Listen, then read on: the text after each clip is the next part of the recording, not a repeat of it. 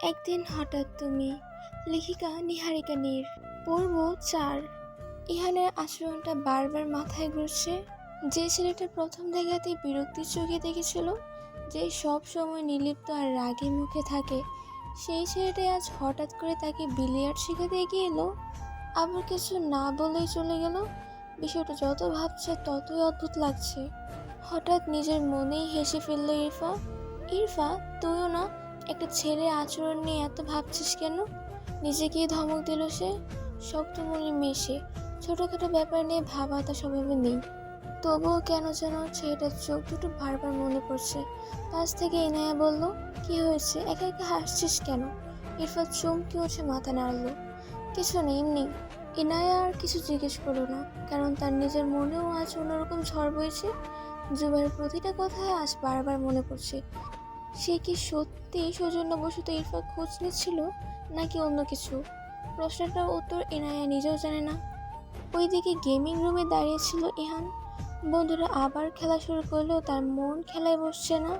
সায়াম কাঁধে হাত রেখে বলল, কে রে, আজ তোকে অন্যরকম লাগছে। কেমন? মন নেই খেলায়? ইহান নির্বিকার গলায় বলল, ক্লান্ত লাগছে। সায়াম হালকা হেসে বলল, ক্লান্তি না অন্য কিছু? ইহান এবার চোখ তুলে তাকালো। কি বলতে চাইছিস? কিছু না, শুধু দেখলাম তুই আজ বারবার একই দিকে তাকাচ্ছিলি। কথাটা শুনে কয়েক সেকেন্ডের জন্য চুপ হয়ে গেল ইহান। তারপর ধীর গলায় বলল, বাজে কথা বলিস না। সাইম আর কিছু বলল না, তবে তার ঠোঁটের কোণে রহস্যময় একটা হাসি লেগে রইল। হোস্টেলে ফিরে সবাই যার যার রুমে চলে গেল। ইনায়া বই খুলে বসেছে, কিন্তু এক লাইনও পড়তে পারছে না। চোখের সামনে বারবার ভেসে উঠছে জুবাইয়ের হাসি মুখ। মেয়েটা দীর্ঘশ্বাস ফেলল। মনের ভেতরের অনুভূতিটা কাউকে বলা যায় না, আবার নিজের কাছেও স্বীকার করা যায় না। এদিকে ইরফা জানালার পাশে দাঁড়িয়ে আকাশের দিকে তাকিয়ে আছে। সন্ধ্যার নীল আকাশে ছোট্ট একটা চাঁদ উঠেছে। হালকা বাতাস এসে তার চুল উড়িয়ে দিচ্ছে।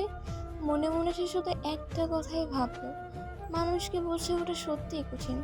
কখন কে কেমন আচরণ করবে কেউ বলতে পারে না।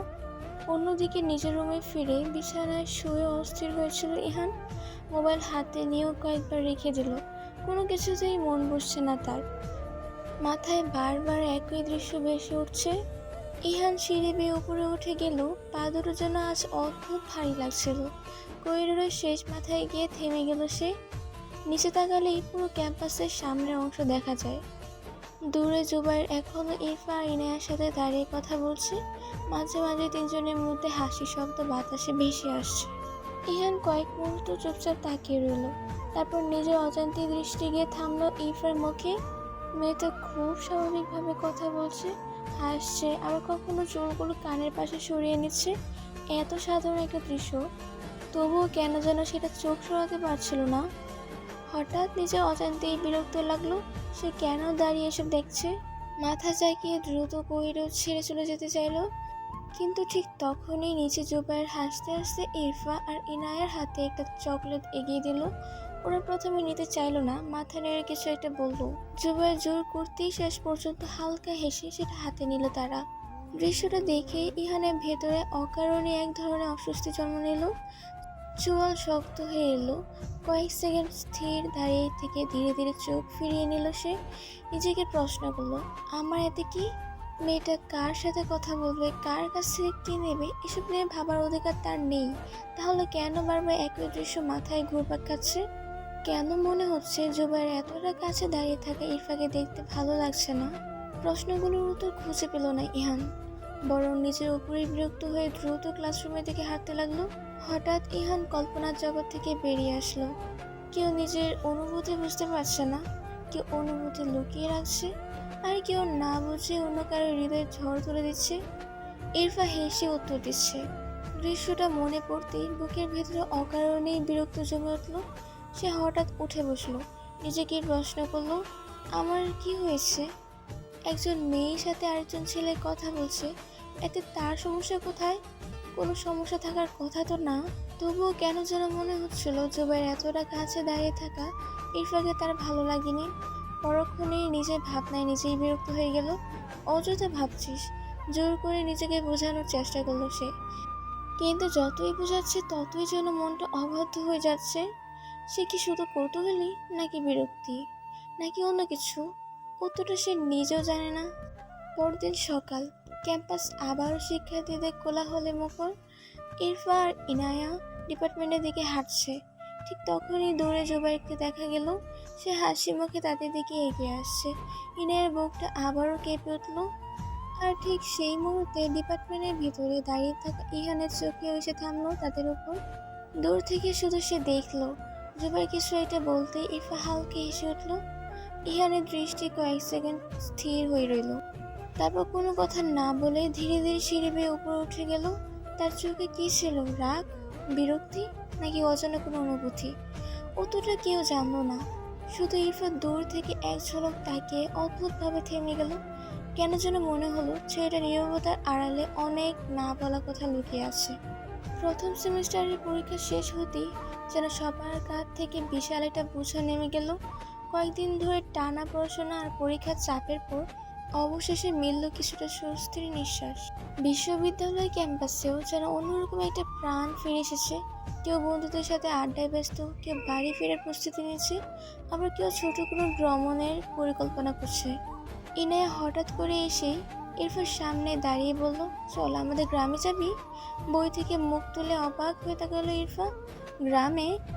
হ্যাঁ, কিশোরগঞ্জে ইটনার বর্ষিকুড়া গ্রাম। অনেক সুন্দর জায়গা, চারদিকে শুধু পানি আর সবুজ। তোরও খুব ভালো লাগবে। ইরফান প্রথমে রাজি হচ্ছিল না, কিন্তু ইনায়া একের পর এক জোড়াজুড়িতে শেষ পর্যন্ত সম্মতি দিতে বাধ্য হলো। দুদিন পর সকালবেলা দুজনে রওনা দিল। দীর্ঘ পথ পেরিয়ে যখন তারা ইটনার পৌঁছালো, তখন বিকেলের কোমল আলো চারপাশ থেকে সোনালি রঙে রাঙিয়ে চলেছে। শহরের কোলাহল থেকে অনেক দূরে সেই গ্রাম যেন এক অন্য পৃথিবী। চারদিকে জলরাশি, মাঝে মধ্যে ছোট ছোট সবুজ দ্বীপের মতো উঁচু জমি, দূরে সারি সারি তাল আর নারকেল গাছ। হালকা বাতাসে পানির ঢেউ তুলছে, কেউ ঢেউয়ের সাথে ভেসে আসছে কাদা আর কচি ঘাসের মিষ্টি গন্ধ। বর্ষিকুড়ার বিশাল বিলটা দেখে ইরফা মুগ্ধ হয়ে গেল।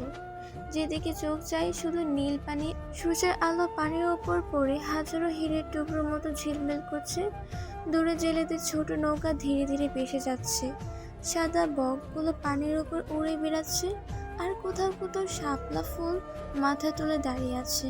মুহূর্তের জন্য ইরফান মনে হলো পৃথিবী এত সুন্দর জায়গাও থাকতে পারে। সে মুগ্ধ চোখে চারপাশ দেখছিল। আর ইনায়া হেসে বলল, বলেছিলাম না তোর ভালো লাগবে। ইরফান মৃদু হেসে মাথা নেড়ে সম্মতি জানালো। এখানে এসে 3 দিন তারা গ্রামের প্রকৃতির মাঝে ঘুরে বেড়ালো, নৌকায় চড়লো, সন্ধ্যায় নদীর ধারে বসে গল্প করলো। পরের দিন সকাল, নরম রোদ ধীরে ধীরে বিলের পানিতে ছড়িয়ে পড়েছে। হালকা বাতাসে ঢেউগুলো চিকচিক করছে, যেন অসংখ্য রূপালী কণা ভেসে বেড়াচ্ছে জলের বুকে। ইনায়া আর ইরফা ধীরে ধীরে ভাসের সপু পেরিয়ে বিলের ধারে এসে দাঁড়ালো। 3 দিন ধরেই তারা এই জায়গাটায় আসে, তবুও আজকে সকালটা যেন অন্যরকম লাগছিল। ইনায়া দুহাত ছড়িয়ে গভীর শ্বাস নিয়ে বলল, শহরে থাকলে কখনো এমন শান্তি পাওয়া যায় না। ইরফান মৃদু হেসে চারপাশে তাকালো। দূরে কয়েকটা নৌকা ভেসে যাচ্ছে,